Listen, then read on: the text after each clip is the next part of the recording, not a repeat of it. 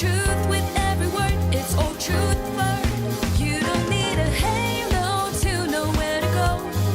Unite in the fight and it's the best for sure. If you don't believe me, watch this video. It's truth with every word, it's all truth word.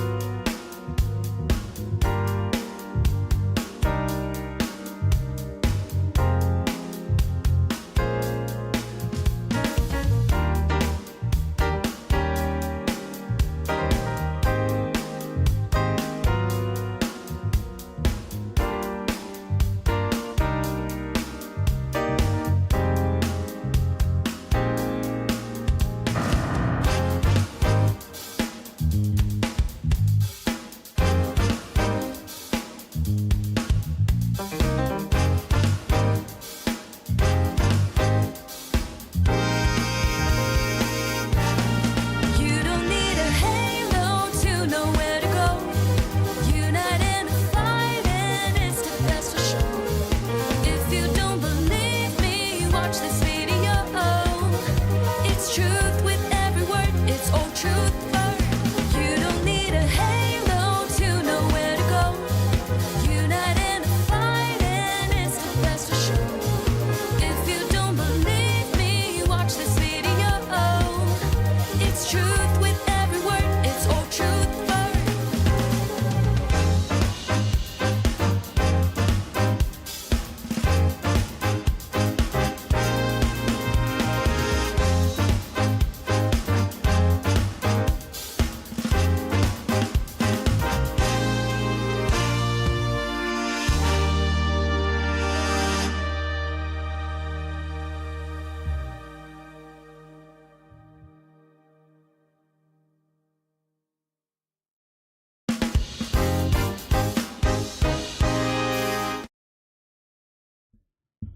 Hello and welcome back to Old Trafford, the home of honestly biased sports content. How we doing, folks? Tonight we are going to be covering Carrick beating Solskjær to the manager position at Manchester United. Who would have thought it? I mean, yeah, that in itself is just mind-blowing, but Carrick is going to beat Solskjær to the interim manager role. We're going to go through all the details as to how he did it, and we're going to be going over Bruno Fernandes' account being hacked on Twitter following our crushing defeat to Brighton in the FA Cup. So let's go, folks. Let's start with Bruno Fernandes' account. If we can, let's see if we can pull this up. Here we go. So Bruno Fernandes' account was hacked. Here's a thread about everything that was posted on the account while it was hacked. So let's go through. So that's all normal so far. I can't lie, Cristiano is packing. I mean, that's what Bruno Fernandes tweeted out last night following the crushing defeat to Brighton. Let's collab Bonnie Blue. I'm trying to shove a ball in your tart.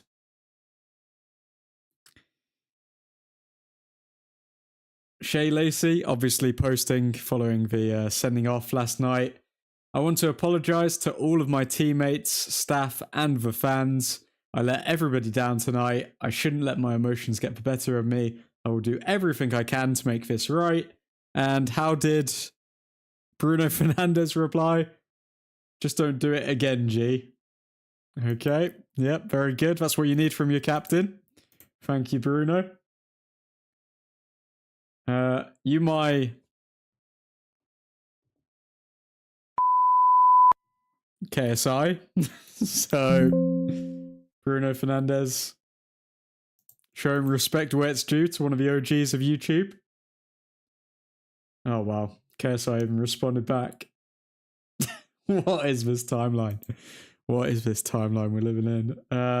Best tweet of all. Let's get rid of Ineos. Bruno Fernandes speaks out against Ineos, people. It's happened.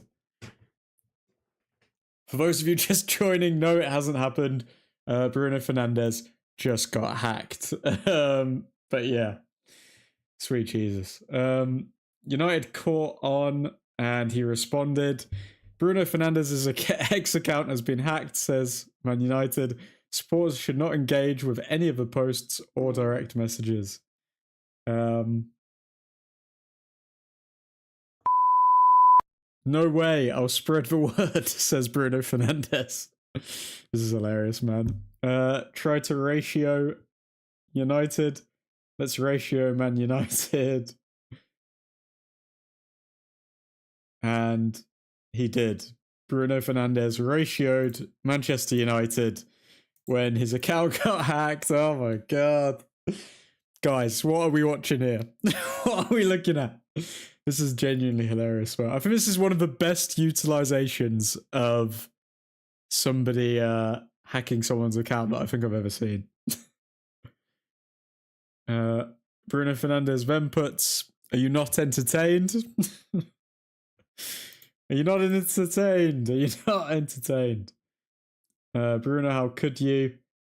Oh no, this is where Bruno went on his villain arc and he posted Liverpool FC 7, Manchester United 0. It's what he would have wanted. Hashtag jerk for Kirk. Oh my god, Charlie Kirk getting a reference. Bruno has game. Bruno, what are you doing? Says Mames. You? Bruno, you've got a family. There's nobody safe. Bruno Fernandes.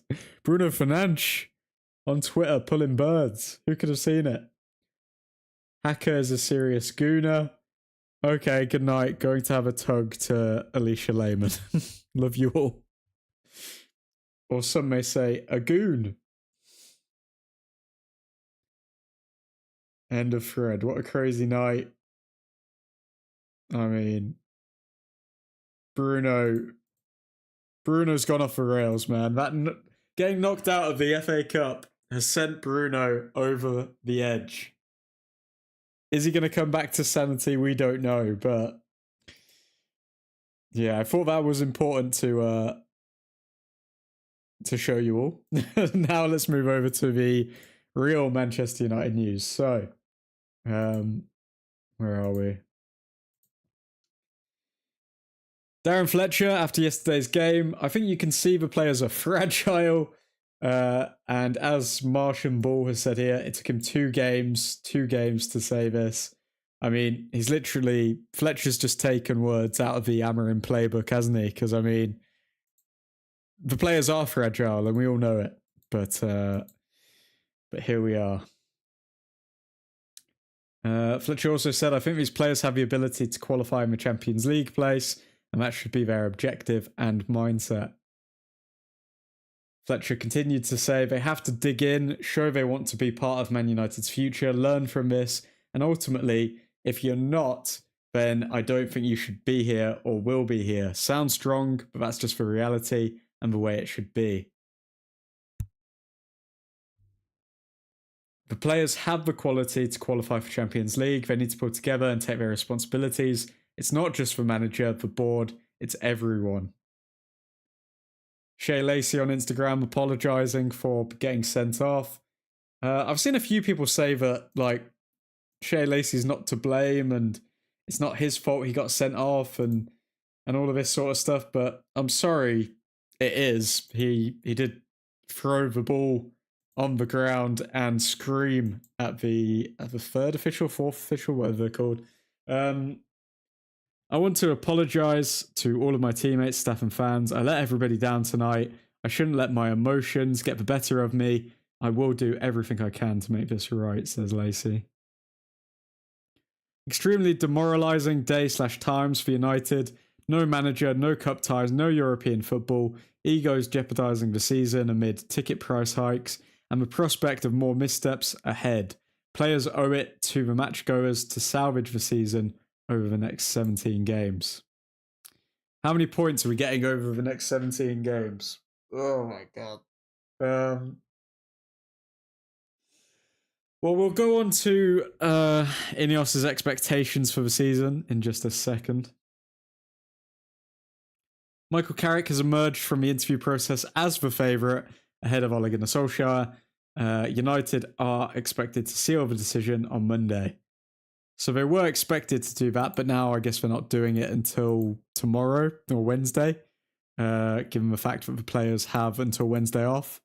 That's right. I mean, you get knocked out of the FA Cup, and how do you get treated? You get a day off. You get a day off to go to the spa.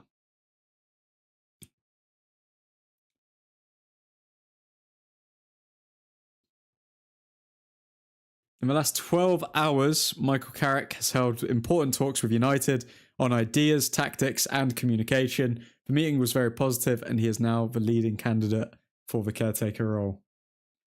Marcus Rashford celebrates winning his first trophy with Barcelona. Well done, Carrington. Exclusive power struggle in play, apparently, according to Indicator.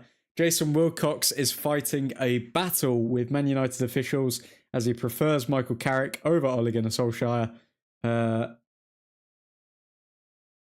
become temporary manager until the end of the season. We understand that two high-profile figures at the club believe Solskjær would be the correct choice. Will Jason Wilcox get his way? Is a big power struggle underway?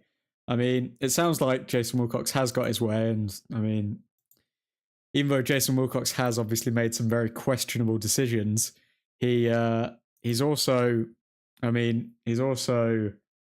the sporting director, isn't he? So I mean, it would be a bit crazy if we don't even follow what he's saying now. It would be insanity, rather. Some figures at United were slightly miffed by the noise that quickly grew around Ole Gunnar Solskjær, who has held just one managerial role over the past 4 years. Michael Carrick has moved into pole position for the role as Manchester United's interim head coach until the end of the season.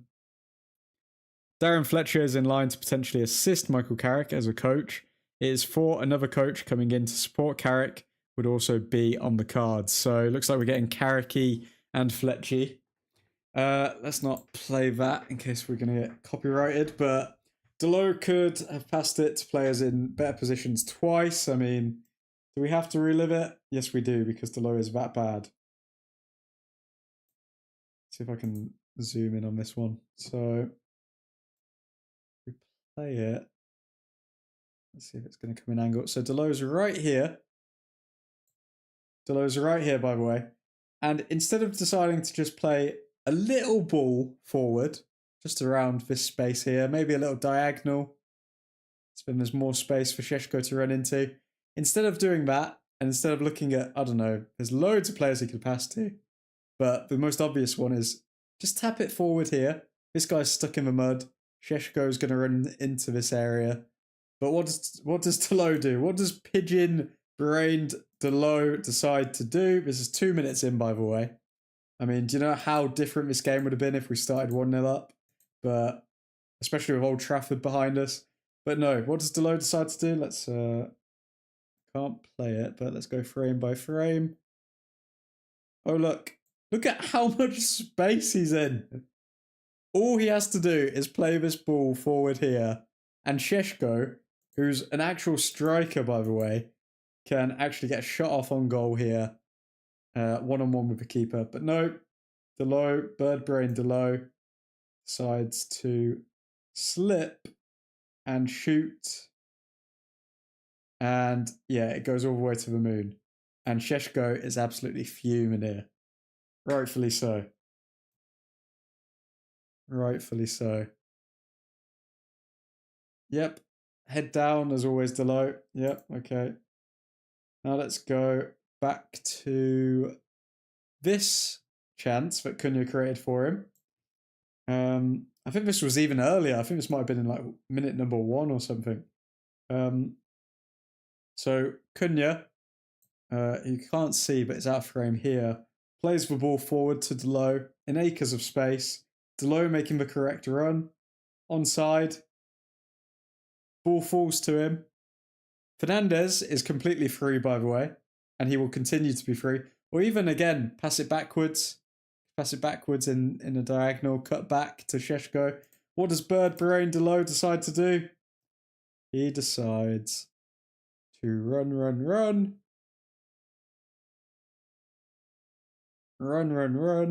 And instead of passing it, look, pass is available right here. Tap in for Bruno Fernandes. All he has to do is pass it. And what happens? He decides to shoot. And it's a terrible shot. Doesn't even leave the ground, mate. Doesn't even leave the ground. Atrocious. And guess what? Delo's got his head down in shame yet again.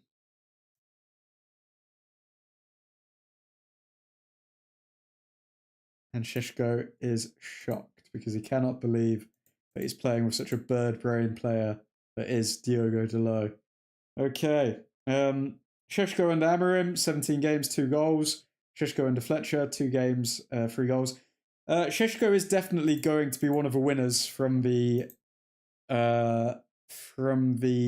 formation change. That's just clear at this point. I mean, he is really hitting the ground running. I mean, he's getting a lot more service, a lot more chances, and yeah, I think he will just continue to improve in the league now. So that is one positive from Ruben Amorim going. I do think Šeško is going to get more service now. Another one. So I've never seen a player kill the Old Trafford crowd quite like Diogo Delo. So let's just big frame this. Okay, can't play thing, but we can do frames. Okay, so Diogo Delo picks it up in the middle of the park. Can't play the sound. Actually, maybe I will play the sound for you guys. Just hear the roar when Diogo Delo picks it up. In the Old Trafford rain. I think you guys can hear that, but you hear the roar, you hear Old Trafford full of possibilities, counter-attack on, lots of options to pick from. And what does he do? Well, he's out of frame, so you can't really see him, but essentially he tries to pass to, is this Xerxes? I think it's Xerxes. And instead he hits this Brighton player. And then boom. We are now defending, and Diogo Delo, what does he do?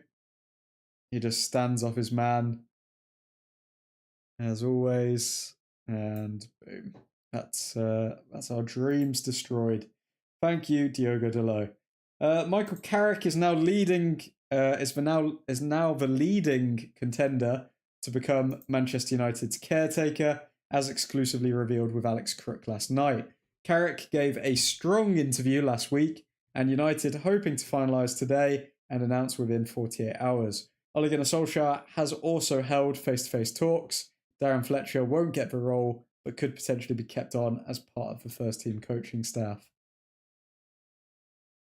Oh yeah, this is funny as well. So some people have pulled up a quote from Michael Carrick in 2023, and let's see if you guys can guess who does this sound like. So Michael Carrick in 2023, I'm not going to change the style of play because it's what I know, believe. We won't be good coaches if we suddenly went down a totally different route. Does this remind you of anyone? Any Portuguese managers, perhaps? Does it remind you of anyone? No? I mean, we have literally just hired the Amorim, but with United DNA. That's pretty much all we've done. Galatasaray are maintaining talks with Manuel Ugarte, Fernando Muslera, and Lucas Torreira are persuading Ugarte to join. Gala want a loan plus buy option. The player will leave United 100%. Now, I don't know if that means that he'll leave in Jan, because as we know, it's not looking likely that United do any business in January. So it could be one of those guys where it's just a saga that goes on into the throughout the transfer window after the World Cup, I guess. Yeah, I mean, Sir Alex Ferguson disgusted by what he saw last night, and rightfully so. I mean,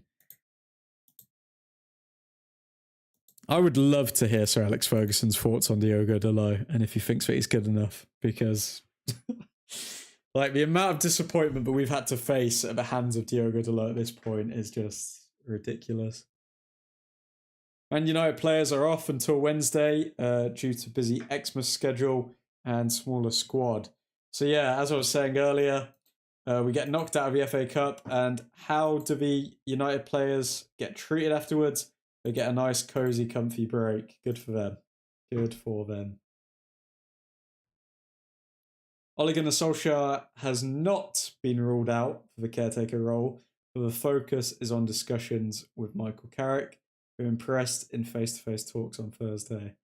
So yeah, I mean, Solskjær could have a last-minute winner when it comes to the managerial position at Old Trafford, but, sorry, not managerial, that got Ruben Amorim in a lot of trouble. Head coach position at Old Trafford. So yeah, Solskjær could potentially do that. But it looks like Carrick is like pinned on at this point, guys, if we're being honest. As well as impressing Berardo and Wilcox, Carrick is said to have support from within the dressing room from the players who worked with him when he was part of the coaching staff under Jose Mourinho and Solskjaer, before taking caretaker charge of games against Villarreal, Chelsea and Arsenal in the 2021-22 season. An announcement could be made on Monday, although sources believe the process may take longer. So yeah, we were expecting an announcement today, but of course Ineos are going to take about 3 days to make a decision. This was an interesting one. So Shalang Claude, president of the Nice Supporters Club. So Jim Ratcliffe may be an expert in the chemicals industry, but he has shown nothing. He knows nothing about football. He is an incompetent. I can understand how all those Manchester United fans must be feeling. What he is doing to their club, he has already done to ours. There was plenty of optimism when Ratcliffe's brother, Bob, was first appointed to run us. He did not last too long, nor did Dave Brailsford, the cycling man out of his depth in football. That sums up the whole approach. Now people from the past have been put in charge, a bit like what is happening at United, I hear. So it's not just United who are having to go through this Ineos circus. It's good to see that Nice also share a lot of United concerns when it comes to Sir Jim. Where are Nice in league? And let me just have a quick look. They are 14th. And they've not won a game in their last 5. And it's funny because that's exactly what's happening to Manchester United. So history repeats itself. Nice supporters, United supporters, no one is a fan of Sir Jim, and no one can actually believe that he knows what he's doing at this point, or Ineos know what they're doing, because I'm lost, guys. I'm lost. I was fully behind the Ineos project, by the way, before the Amorim sacking. I thought that we were seeing marginal gains. I thought we were improving slightly, but if a manager can get the sack for demanding backing from the board and also saying that he's not going to change his formation, which is why they brought him into the side, then that is just mind-blowing to me. I just can't get my head around it still. Manchester United have recalled Ethan Wheatley from his loan at Northampton, expected to be loaned out again in the second half of the season. So a bit of non-news that, but either way, Wheatley is coming back from Northampton and he's going to get loaned out somewhere else. Manchester United are now preparing to finalise a deal for Michael Carrick to take over as caretaker coach, as per Samuel Luckhurst. So again, the reports are saying that it's not all dead and buried. We don't know for sure if Carrick's going to come in, but every single report is saying that yes, Michael Carrick will be coming in as the caretaker coach, as the interim, whatever you want to call it. He'll be coming in and seeing us out till the end of the season. Ole Gunnar Solskjær would like his own backroom staff to join Man United, but Michael Carrick is more prepared to work with the staff that is currently at the club. So yeah, I mean, there's a few sticking points as to why Solskjaer didn't get the role, which we will go over in just a moment, folks. But yeah, subscribe if you are new and drop a like on the live stream. I know these are dark times for pretty much all Manchester United fans, but we're hoping to, I don't know, cover the shit show, I guess, as we go through it. But yeah, this is one of the sticking points. So apparently Michael Carrick was open to working with staff that's already there. So I guess I meant Ineos wouldn't have to spend as much money, whereas Solskjaer wanted his own backroom staff. Michael Carrick's stance is that regardless of what happens, he's not going to be the long-term Man United manager. So Carrick is pretty much saying, and he said in the interviews, even if I win every single game from now to the end of the season, I do not expect to be long-term Man United manager. I'm just coming in on a caretaker basis, and then I'll be on my way. Ole Gunnar Solskjaer was in the intention of trying to qualify United for Champions League football to then hopefully land the permanent job, and wanted a big bonus on top of that if it happened. So as much as we've heard of, like, because I swear quotes were coming out a few weeks ago saying Solskjaer would work for free. He doesn't care. Like, he doesn't care about the contract. He doesn't care about the financials. He'd work for free. He'd come in for free just to help Manchester United. We're now seeing that he wanted a giant bonus, or like a big bonus at the end of the season should we qualify for Champions League football. So hearing conflicting stories here from Fabrizio Romano and Ben Jacobs. Also the fact that Ole wanted the permanent job. I mean, again, that's a major difference between Michael Carrick in his interview and Solskjaer in his. Carrick was saying, I'm happy to come in. I don't know what's going to happen. Well, I don't think he would have said that, but he would have said, I'm happy to come in. I want to improve the side. And then after I've done what I need to do, even if I win all of the games from now to the end of the season, I do not care about being the permanent manager. Whereas Solskjaer kind of was alluding to the fact that, okay, maybe I come in, maybe let's say I win all of these games, get us Champions League football. I want a big bonus after that, and I want to hopefully be made permanent manager, which Ineos weren't even going to entertain, were they, realistically? Because we'd all know that we're either going to get like Tuchel or Nagelsmann or De Zerbi or Glasner or just one of them at the end of the season. Sir Alex Ferguson is understood to be in favour of Michael Carrick becoming the interim Man United head coach over Ole Gunnar Solskjaer. So that's an interesting one. Ferguson has picked Carrick over Solskjaer. I think I can see why he would pick Carrick, given the fact that, I mean, Solskjaer already has his past being the Manchester United manager, and we need kind of a fresh start coming in. So I can see why Ferguson would go with Carrick. Ruben Amorim mid-season started to assume that the hesitance regarding making signings for his system this month was the beginning of the end for him. Man United continue to argue that that's nonsense. They spent a lot on Amorim, and January was always about moving summer signings forward.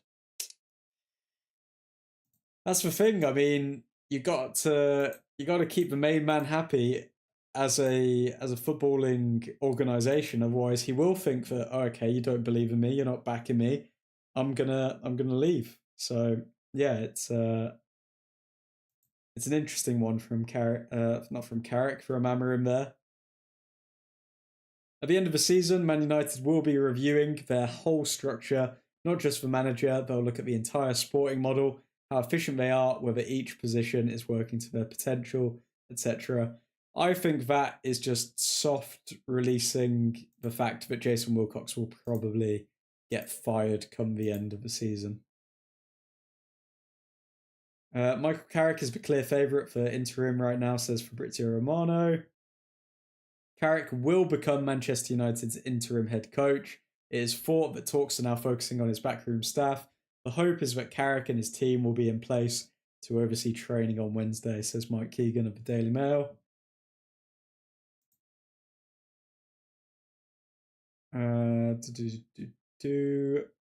It's now unlikely an announcement will be made today, with some details still to be ironed out.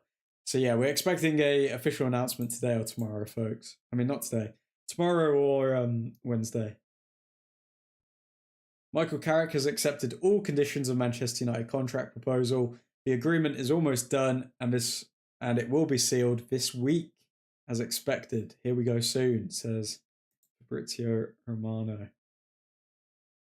This was hilarious as well. So this account, the Elite Pundit, I mean, United 25-26 script. After a disaster window, United will start the season poorly. Amorim will, of course, get sacked. With the pressure high, some idiot at Ineos will remember how nostalgic fans were when Ruud was hired.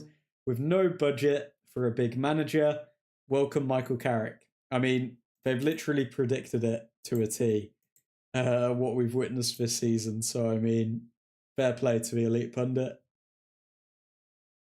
Jason Wilcox has a very clear idea on where United should be. Wilcox wants to steer United towards younger signings such as Sen Larmans, Patrick Dorgu and Benjamin Šeško.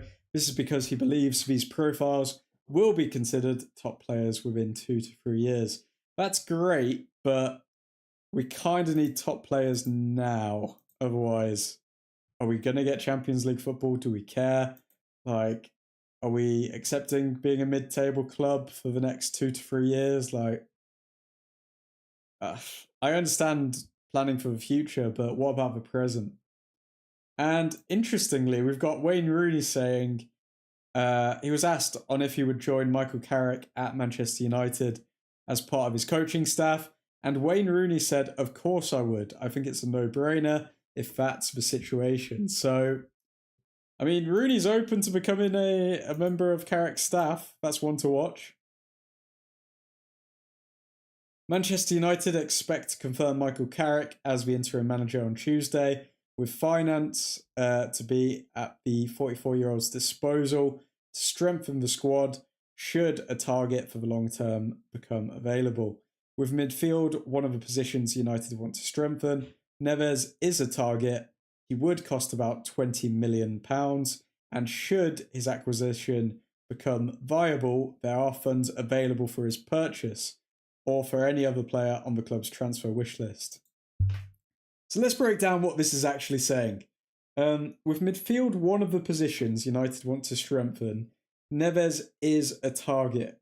He would cost £20 million, and should his acquisition become viable, so essentially should he become available, the funds are available for his purchase. So that's pretty much saying if Neves makes it clear that he wants to join United and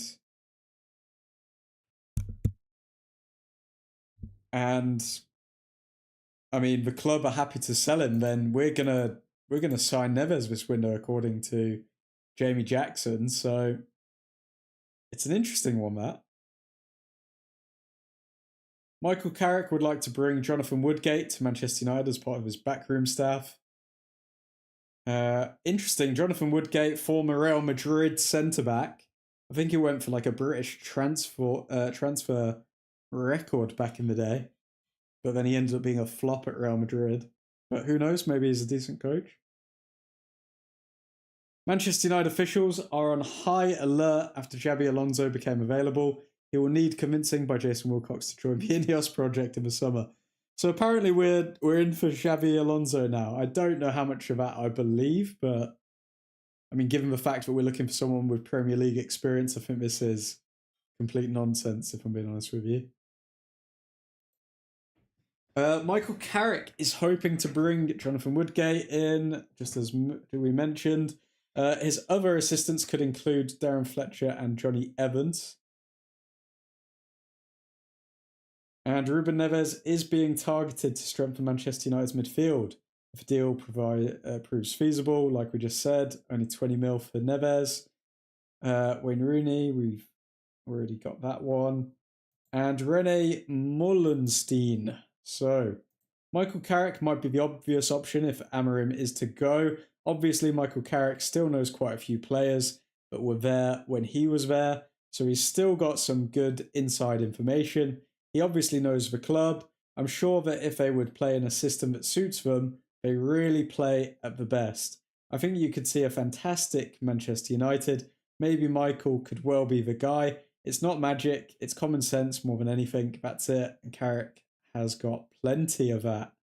So yeah, highly touted. No nonsense Michael Carrick. Let's see. United wanted to hear Solskjær and Carrick outline their plans in person before making a final decision. Both are understood to have come across well, but United were ultimately swayed by Carrick, who was expected to take training for the first time on Wednesday, barring any unforeseen issues. And Manchester United set minimum target of a top 6 finish last summer, but senior officials feel there is a golden opportunity to qualify for the Champions League this season. Michael Carrick, having worked with Bruno Fernandes and a lot of these players before, let's see how it goes. Don't know what I clicked there. I was very confident when we had Ruben Amorim that we would get Champions League football. Now it is a bit more of an experiment, but either way, we're gonna have to wait and see, folks. And Tyrell Malacia scores for the Manchester United under-21s. I mean, good for him, but hopefully that means that some, I don't know, Turkish side or whatever will come in for him. And what do we have here? Chido Obi scores a brace as for Manchester United under-21s. Lead Wolves 4-1. So, where is it? Okay, we've only got one goal here, but good finish from Chido. And finally, Manchester United's early FA Cup and Carabao Cup exits will hit the club financially and could strengthen the prospect of a money-spinning mid-season friendly. United have held talks with Turki Al Sheikh, the chairman of the General Entertainment Authority of Saudi Arabia, about visiting the region. So yeah, looks like we're begging for that Saudi money if we want to actually get any money in for this season, because we're not going to get much cup money. Think about all the games that we're missing out on when it comes to like gate revenue of turning up to Old Trafford. Think about how many local businesses are going to get impacted by that. It's yeah, this is Manchester United now, apparently. But yeah, folks, if you haven't already, drop a like on the video. Subscribe if you are new. We do go live every single evening covering the latest transfer news and just overall Manchester United news. But we will be ending the stream soon. YouTube edits. I would honestly go for Ole, but it doesn't even matter. It's not like he could make this shiz team better. I mean, that's the thing, man. I mean, we're in a position now where it's like, I think the only reason that we've actually gone with Carrick is that, oh, okay, we've not seen him get a full run at the managerial position, so it's something new. Whereas I think with Solskjær, we would have had a bit more, you know, backlash, a bit more PTSD from his time if results started to go the wrong way. So yeah. The guy Carrick wants to bring in as his assistant played with Wilcox when they were players. Stuff writes itself. Wait, what? Wilcox?